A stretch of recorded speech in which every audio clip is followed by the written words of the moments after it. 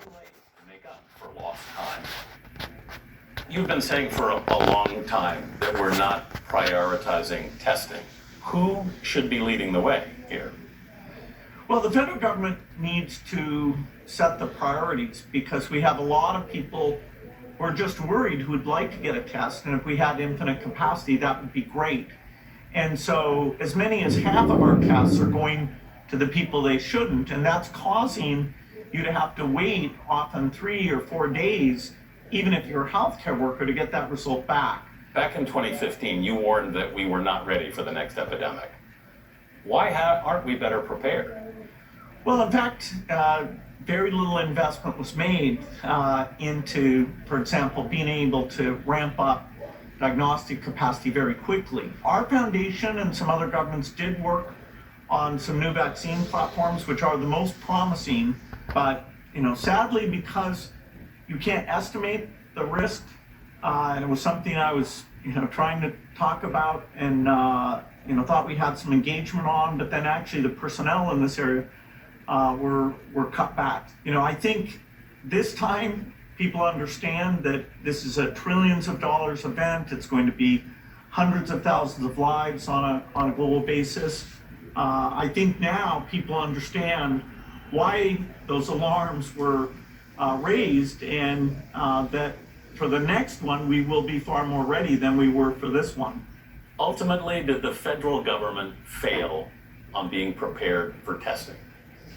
Well, I'm sure there'll be lots of postmortems about why before this hit didn't we do more, why right when it hit didn't we do more. It's most important to be looking forward and saying, are the number of tests growing?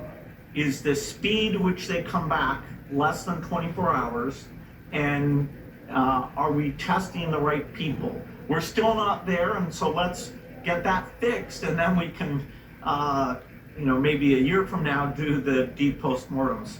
You also talked in 2015 about the potential economic consequences of this. How concerned are you about the resiliency of the American economy? Well, the economy is being hurt. It's great that Congress has acted. We probably will need to do more there, but the economy can return in a way that people who get sick and die cannot. You've been in touch with leaders in Washington. Have you talked with the president about this? I've not talked directly to the president. Our foundation is trying to be as helpful in a very constructive way as possible, and that's why I've talked to the head of the pharmaceutical companies. We've talked to a lot of the agencies, including CDC and NIH, about how we work together on the vaccine and the drugs. Is there anything that's really surprised you about what's happened? I thought we would respond a bit faster. What we're doing, how we're having to change the economy here in order to drop the number of cases, it's really unprecedented. Even the issue of once you get the case numbers down, what does opening up look like? Which activities like schools have such benefit, can be done in a way that the risk of transmission is very low, and which activities like mass gatherings may be in a certain sense more optional. And so until you're widely vaccinated, those may not come back at all. Do you think we're going to think about pandemics differently from now on? Well, that is for sure. There were a few movies, they weren't that popular about this, and to make them at least a little bit popular, they usually had some miracle happen at the end where some hero, invented something and boom, everything was back to normal. No, the awareness of this is a threat, and probably the biggest threat to kill tens of millions of people. That will be permanently embedded. So this time I do think we will get ourselves ready for the next pandemic. Have you had any trouble getting adjusted to social distancing at home?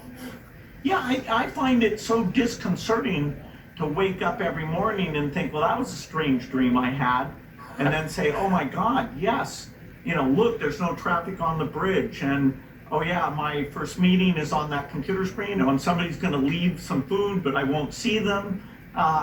This is super dramatic. I use computer screens a lot, and I think about pandemics a lot, and even so, I can hardly believe we're in this situation. Gates says he thinks we could feel the effects of this well into the summer, and the economic effects could linger for perhaps as long as 2 years, depending on how comfortable people are mingling together until we have a vaccine.